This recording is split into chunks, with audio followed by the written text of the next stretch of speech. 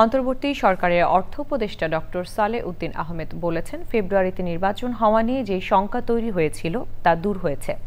জামায়াতে ইসলামী এবং তরুণদের নতুন রাজনৈতিক দল এনসিপি ফেব্রুয়ারি নির্বাচনে আসবে বলে জানিয়েছেন তিনি। চ্যানেল আইকে উপদেষ্টা আরও বলেন, দেশ পরিচালনায় দ্রুত রাজনৈতিক সরকার দরকার। রফিকুল বাশারের রিপোর্ট। ফেব্রুয়ারিতে নির্বাচন হবে বলে অন্তর্বর্তী সরকার প্রধান ঘোষণা দিলেও তা নিয়ে জনমনে আছে নানা শঙ্কা। বর্তমান ব্যবস্থায় ফেব্রুয়ারিতে নির্বাচনে অংশ নেওয়ার কথা জানিয়েছে বিএনপি। তবে পিআর পদ্ধতি ও নির্বাচনের আগে জুলাই সনদ বাস্তবায়নের দাবি জানিয়ে আসছে জামায়াত ও এনসিপি। তাই ফেব্রুয়ারিতে নির্বাচন নিয়ে শঙ্কা, সেই শঙ্কা দূর হয়েছে বলে জানালেন অর্থ উপদেষ্টা। কিছুটা ছিল, এখন তো ইলেকশন নিয়ে কিন্তু কোনো আর ইসে নাই।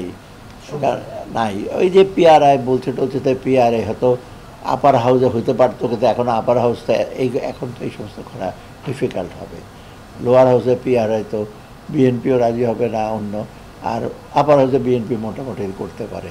অনেকটা ইন্ডিয়ান রাজ্যসভা যেমন আপার হাউসে আছে সিলেক্টেড লোকজন, অতএব সেই দিকে এখন দ্বিধা নাই, নির্বাচন করতে চায়। এবং জামাত ইসলামের নির্বাচন, ছাত্ররা এখন নির্বাচন করতে চায়। এবং নির্বাচন না হলে আসলে কিন্তু এই যে আমাদের উপর ডিপেন্ডেন্ট বা আমাদের এই আর কত কার আমাদের গালিগালাজ শুনে আমরা অনেকটা দুর্গটা রক্ষা করার মতো, তাই না? আমরা দুর্গটাকে রক্ষা কোনো ধস না নামে। অর্থ উপদেষ্টা বলেন, নির্বাচনের সব প্রস্তুতি নিচ্ছে নির্বাচন কমিশন। কমিশনের চাহিদা মতো নির্বাচনের সময়ের নিরাপত্তা ও কারিগরি সহায়তায় কাজ চলছে।